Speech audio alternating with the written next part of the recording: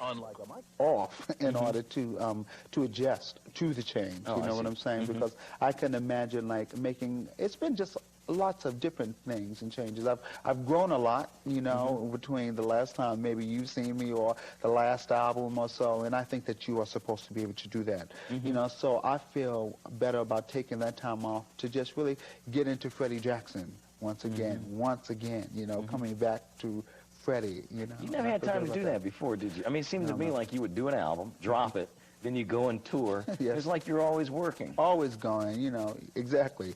Album tour, album tour, album tour, you know, and you really don't have the time to really just really soul search, get within yourself, because when my first album came out, Donnie, as you know, I didn't know what was going on. It was almost like it happened, it hit, I became a success, and so it wasn't like this was something that was in the making, like for 3 or 4 years, and so I was ready for it.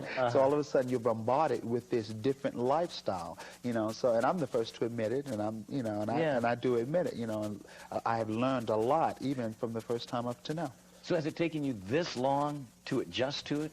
Which has been... It's still some more adjusting. There's still some more adjusting that one must go through, and I think that no artist in the industry ever experiences it all. You know, we should always keep ourselves open to changes and making adjustments, you know, in our lives and in our careers. You know, you have a lot of people who, I'm sure, have been with you a long time who see when you go through these changes, and you know, a lot of people, because you're successful, a lot of times people say, he's changed. You know, which is true. I mean, you just said yourself, you have changed. But that's not necessarily a negative, like people try to... No, I think it's for the best. A lot of the changes have been for the best, you know. I do a lot of wonderful things. I go a lot of wonderful places, Donnie, you know. And yes, I changed. I've grown with the change, you know, and it's for the better. You know, it's not like it's for the worse, you know. If it was like that, then you're supposed to come and put me back in check. We've been knowing each other too long. That's exactly what I was going to ask you. Is there one person in your life who's been with you, I mean, a real friend, who is not impressed with Freddie Jackson, who's happy for Freddie Jackson, but not impressed, who helps to keep you Freddie? My mother. I still have to say that my mother, you know, she's not infatuated by all of this, you know, and when it gets real bad, you know, when she sees me kind of like slipping, she lets me know, look, and she told my brother the other day, she says, y'all might be afraid of Freddie, but I'm not scared of him, and I'm going to tell him how I feel about it. So she kind of she keeps me in check. She most certainly does. That's great. Yeah, you always need a person like that, don't you? Man, you have to have that. You know, then I have some good people in my management as well, you know, that helps me. They help me to make decisions, and they're there for me, just not on the business part of it, but then on the other side, they do conduct business for me. You know, then you get some good friends, Donnie. I do have some good friends that are not interested in my life as being Freddie Jackson, a quote-unquote entertainer. You know, they're just involved in my life because they like me for who I am, and I need those people in my life too. All these changes that you went through, how are they reflected in the album? Well, I went back to the beginning. I went back to the Rock Me Tonight album. I sat down, I listened to that album, and I said, what did I like about this album? Other than selling a few million copies. I said, what is it that I like about this album? And what I liked about it, I felt the soul.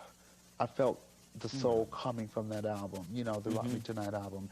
And none of the songs were intentionally done that way. It was just done that way, Donnie. And so on the second album, you start thinking about, well, what am I going to do? In the third one, what am I going to do? So on this one, I knew what I was going to do. I was going to go back to the soul and the essence of Freddie Jackson, and that's what I did on this album. Well, you did it well. Thank you. It's a good album. You've done a lot of good stuff on it. Thank you. Yeah, I feel real good about it. I co-wrote one song on this album, Don't It Feel Good All Over, with Barry Eastman, and Barry Eastman is writing on the album, and Paul Lawrence, they're writing and producing on this album, my old gang, and we're back together and giving that same magic, and I feel very good, all over. Well, you should. Well, you made all the fellas in here feel good first time we saw the video. I mean, this is some shower scene. This is quite different from Psycho. I think you'll like it. This is Freddie Jackson with Love Me Down. Had to do that. Freddie Jackson, our guest today on Video Soul. The lady in the video with you lives here in Washington, D.C.? She lives in Washington, D.C. I have a Washingtonian in my video, as a matter of fact. So many beautiful ladies here, but I can only have one in my video. One at a time. Every time we show the video, all the guys in the studio here going, take me to the bridge. Yeah, these guys are like, you know, yeah, give him my number, Freddie, give him my number. So when are you going back out on tour? Well, I'm going back out in March, the end of March, Donnie, and I'm looking at being out for about 8 or 9 months. Now, how do you do that, Freddie? How do you go out for 8 or 9 months? Well, I'm kind of like prone to it now, Donnie. I was out sometimes like half a year or so, you know. So I'm like, and I've taken a little time off now. I'm ready to go and do it again. Yeah. You know, I mean, when you say 8 or 9 months, you mean straight through. I mean, you'll have some off days during the week. Well, you have some off days. Yeah, you have some off days, but the majority of the time you're wailing, you're singing. But no extended vacation. I mean, no 2 or 3 weeks here and there. No.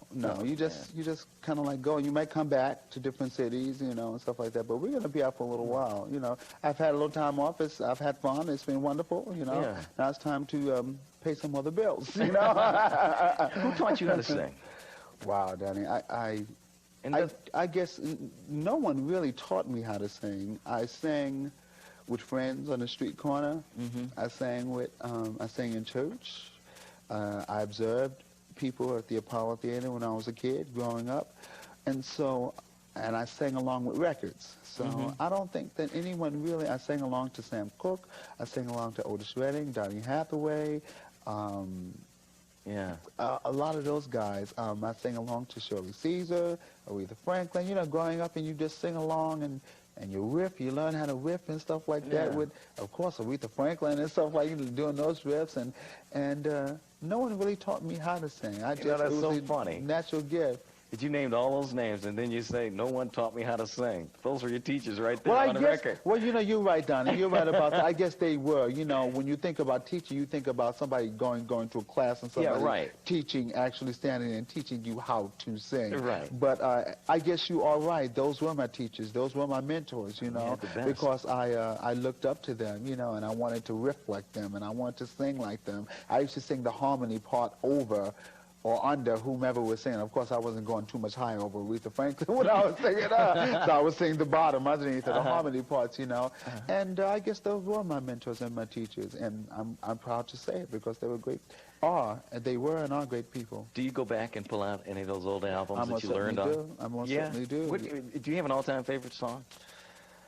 Aretha Franklin is Gotta Find Me an Angel. I think that's one of my favorites, you know. Otis Redding is sitting on the dock of the bay, watching the time roll away, sitting on the dock of the bay, wasting time. That stuff is like in the pocket, you know. But now you got a whistle.